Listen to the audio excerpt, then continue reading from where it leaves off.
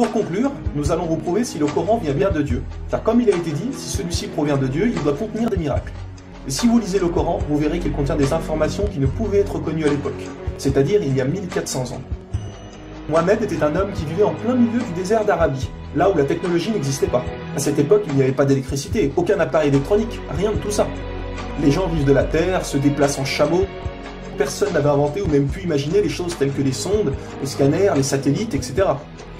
Et pourtant, dans le Coran, nous pouvons lire « Sous l'eau, il y a des endroits où il y a de l'eau douce et de l'eau salée.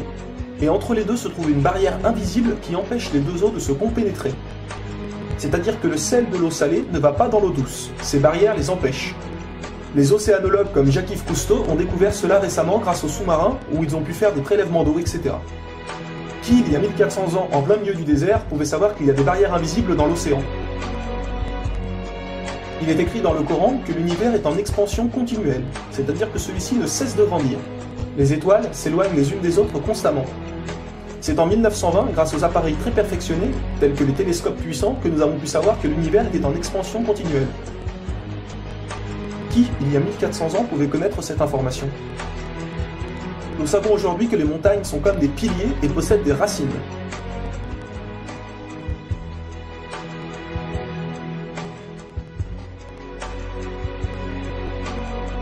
Sans les montagnes, il y aurait très fréquemment des tremblements de terre.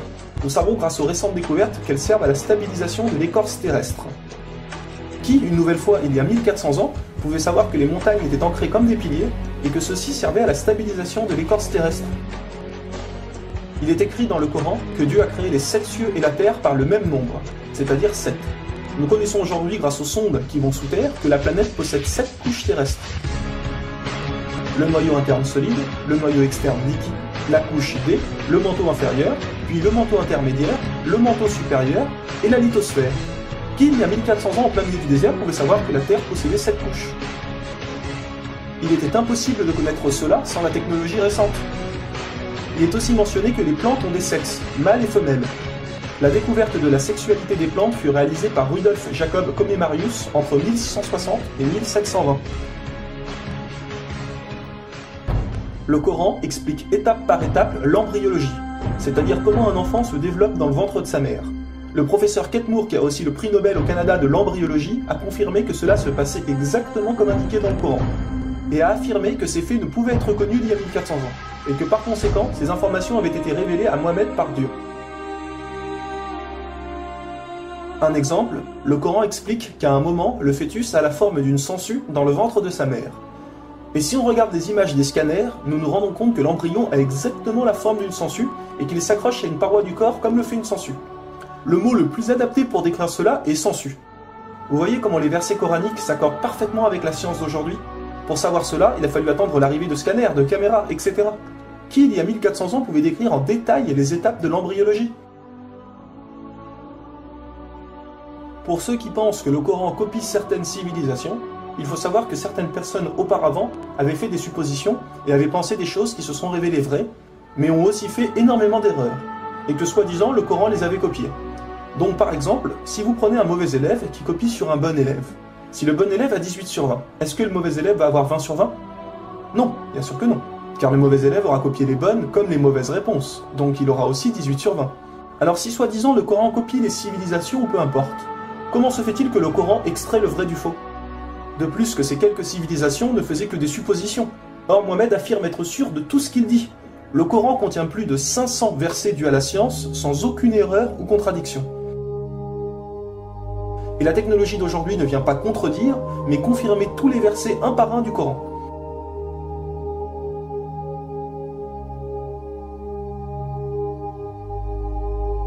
Il est écrit dans le Coran que les fourmis parlent. Nous l'avons confirmé en 2009 grâce aux appareils auditifs puissants.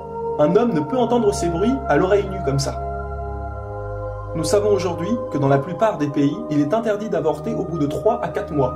Car après 4 mois, la science explique que le bébé commence à vivre, et que cela donc est considéré comme un crime. En islam, il est dit que Dieu insuffle l'âme dans le corps du bébé au bout de 120 jours, donc 4 mois. Comme par hasard au même moment que quand la science démontre que c'est à cette période que la vie du fœtus commence. Pour savoir que la vie du bébé commence à 4 mois, il a fallu attendre une nouvelle fois l'arrivée de scanners, IRM, caméras miniatures, etc. Qui, il y a 1400 ans, pouvait savoir que le bébé commençait à vivre au bout de 4 mois? Nous savons qu'au début du monde, il y avait seulement une nébuleuse primaire, compactée en une seule masse et qui a explosé, ce que nous appelons aujourd'hui le Big Bang. Le déroulement du Big Bang est pourtant écrit dans le Coran. Le Big Bang a été découvert au XXe siècle, alors que le Coran a été écrit au 7e siècle. Le Coran affirme que ce sont les abeilles femelles qui ramassent le pollen des fleurs. Pourquoi le Coran ne parle que des femelles et non des mâles? Eh bien la science a découvert récemment qu'effectivement les femelles possédaient des organes que les mâles n'ont pas, et ceux-ci ne peuvent pas collecter le pollen des plantes. Encore et toujours, qui pouvait savoir il y a 1400 ans que les mâles n'ont pas les organes nécessaires pour le prélèvement du pollen? Il y a longtemps, les gens pensaient que la Terre était plate. Ce n'est qu'en 1577 que Francis Drake fait le tour de la planète et prouve que celle-ci est ronde. Le Coran, environ 1000 ans plus tôt, affirme que la Terre est ronde, mais ne s'arrête pas à ça. Pour donner un exemple, il est dit que la Terre ressemble à un œuf, mais pas n'importe quel œuf, celui d'une autruche. Et si vous regardez un œuf d'autruche, vous verrez qu'il n'est pas tout à fait rond, mais qu'il est aplati en haut et en bas. Celui-ci est de forme géosphérique. Et nous savons aujourd'hui que la Terre non plus n'est pas tout à fait ronde, mais qu'elle est aplatie au niveau des pôles. Et donc qu'elle est également de forme géosphérique. Qui, il y a 1400 ans, pouvait savoir que la planète Terre était géosphérique? Il a fallu attendre les satellites pour sortir de la Terre pour se rendre compte de cela. Soyons honnêtes, qui, il y a plus d'un millénaire, pouvait faire toutes ces affirmations, sans aucune technologie? Rendez-vous compte, à cette époque-là?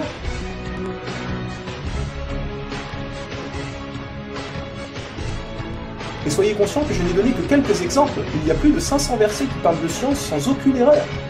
Le Coran parle d'astronomie, de biologie, de physique, de géologie, etc. Ça ne s'arrête pas là. Le Coran ne comprend pas seulement des miracles scientifiques, mais des miracles linguistiques ou numériques. Par exemple, le mot terre apparaît 13 fois dans le Coran, et le mot mer apparaît 32 fois. Additionnez 13 plus 32, cela vous donne 45. Si l'on met cela en pourcentage, 32 fois le mot mer sur 45 donne 71%. Et c'est exactement le pourcentage que la mer recouvre sur la surface de la Terre. La mer recouvre 71% de la surface de la planète. Et 13 sur 45 donne 29%. Et c'est exactement le pourcentage que représente la Terre sur la surface de la planète. Croyez-vous vraiment que cela vient du hasard? Le mot paradis apparaît 77 fois. Et devinez quoi? Le mot enfer apparaît aussi 77 fois. Le mot foi apparaît 25 fois. Le mot mécréance apparaît 25 fois. Le mot dunya, qui signifie le monde d'ici-bas, apparaît 115 fois. Akira, qui signifie le monde de l'au-delà, apparaît 115 fois. Le mot ange, 88 fois. Le mot diable, 88 fois. Les hommes, 23 fois. Les femmes, 23 fois. La vie, 145 fois. La mort, 145 fois. Bonne œuvre, 167 fois. Les péchés, 167 fois. Les 7 cieux apparaissent 7 fois. Et il y a encore plein et plein d'autres exemples.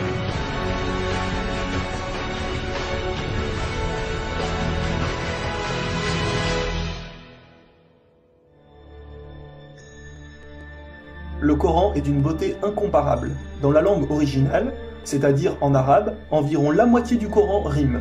Le Coran contient des palindromes. Un palindrome est un mot qui veut dire la même chose si on le dit à l'envers. Par exemple, Bob, à l'envers, vous aurez toujours Bob. Ou kayak, à l'envers, vous aurez toujours kayak. Un mot comme ça peut se trouver, mais une phrase entière, cela est quasiment impossible. Ou alors votre phrase ne voudra rien dire. Mais non, le Coran possède des phrases entières en palindrome, et ces versets ont un sens très profond. Le Coran ne possède aucune contradiction ou erreur. Je vais donner un dernier exemple avant de conclure. Vous allez vous rendre compte de l'extraordinaire précision du choix des mots. Dans un verset, Dieu dit qu'il n'a pas doté l'homme de 2 cœurs. Pourtant, un peu plus loin, Dieu parle aussi des femmes. Alors pourquoi il ne dit pas « je n'ai pas doté l'être humain de 2 cœurs » ? Pourquoi ne parle-t-il que des hommes, puisque les femmes sont mentionnées après?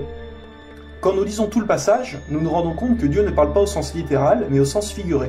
Il explique que l'homme ne peut pas être croyant ou non-croyant, c'est l'un ou l'autre, les deux ne peuvent pas coexister. Ou on a la foi, ou on l'a pas.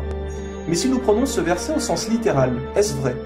Oui, bien sûr, l'homme ne possède qu'un seul cœur. Mais pour les femmes, elles peuvent être enceintes, n'est-ce pas? Et quand elles sont enceintes, combien de cœurs possèdent-elles? Vous vous rendez compte de ça? Si Dieu avait mis l'être humain au lieu du mot homme, un petit malin aurait pu dire « Eh, il y a une contradiction. Si on prend cette phrase au sens littéral, la femme peut avoir 2 cœurs quand elle est enceinte. » Mais non, même au sens littéral, cette critique est impossible. Que ce soit au sens littéral ou figuré, le Coran est inattaquable. Rendez-vous compte de la précision des mots. Il y a encore plein d'autres choses, mais cela prendrait énormément de temps de tout mentionner. Si cela vous intéresse, il existe de nombreuses conférences réalisées par des savants qui ont été filmées et qu'on peut trouver sur internet, telles que la parole divine de Nouman Ali Khan. Vous avez bien la preuve que le Coran ne peut que venir de Dieu et non d'un être humain. Comment se fait-il que la technologie d'aujourd'hui, la plus développée qui soit, ne puisse créer un seul animal ou plante? Ce que Dieu a créé, nous sommes incapables de le réaliser. Tout ce que nous construisons ne sont rien en réalité face à la nature. Dieu dit dans le Coran, pour ceux qui recherchent des preuves, regardez autour de vous, regardez la nature, l'être humain, l'eau, le soleil. Il y a là des preuves pour ceux qui réfléchissent.